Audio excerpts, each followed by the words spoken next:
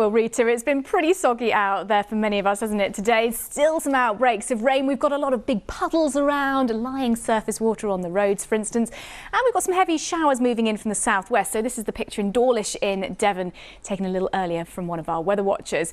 Now, over the next few days, we keep this unsettled spell of November weather. So we're looking at blustery winds, rain around at times, perhaps a window of something a little bit drier for many of us through tomorrow.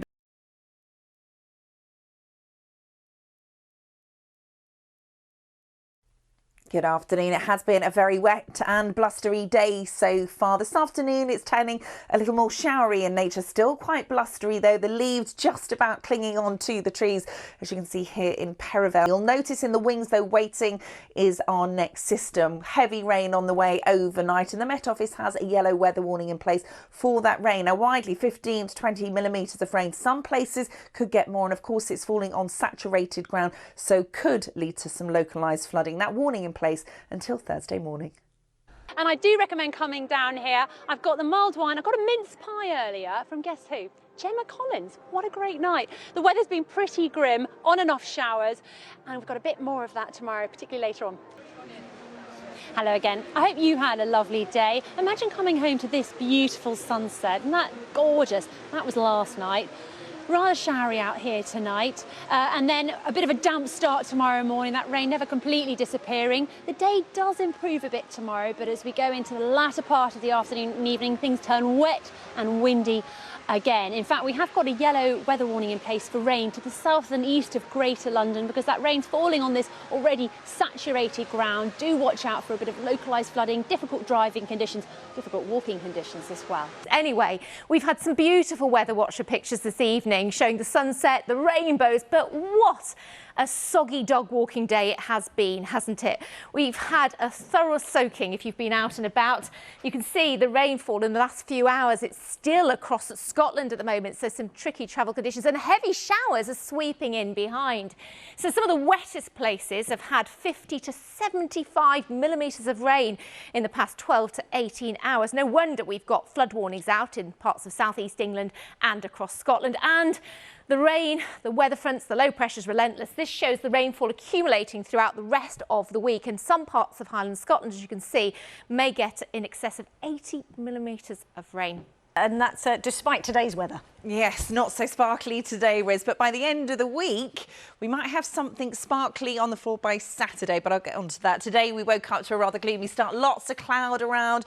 We had some really heavy and persistent rain around as well first thing today, but gradually by lunchtime, it started to clear to this. And you can see the rain clearing away, some blue sky just breaking out as we headed into the afternoon. So it has been a mixture of sunshine and showers. So we've got some showers in place for Thursday morning, but they should start to clear, and we'll get some sunshine as we head through Thursday afternoon. Things start to settle down a little bit. We've got some high pressure building, but you'll notice Friday into Saturday, yes, we've got the sunshine, but the wind drops, it falls light overnight. The temperature drops down into very low single figures. So that sparkly weather I was talking about, widespread frost on Saturday morning. Now, the recent warm spells seem to have come to a rather soggy end, didn't it? Met Office has issued yellow rain warning for large parts of the southeast tomorrow. Lucy's here with more warm and wet then. I know, it's not ideal, is it really? Hate it. No. I mean, the warm and wet weather really goes hand in hand because, of course, mild air can hold more moisture. And we've had a remarkably wet start to the month. In fact, today was no exception. We saw a huge deluge of rain across the bulk of Britain, flooding some train tracks here in Surrey, causing huge amounts of disruption up and down the country. And really, that's no surprise given the very mild air of late. It's been really exceptionally mild through the bulk of Britain in recent weeks, both by day and by night. These are the temperatures you'd normally expect by night this time of year, just 2 or 3 degrees above freezing. This has been the reality, much higher than you'd expect. And the Met Office define autumn as the 3 months of September, October and November. And in this time period, you'd expect around 7 frosty nights on average. That's certainly not the case this year.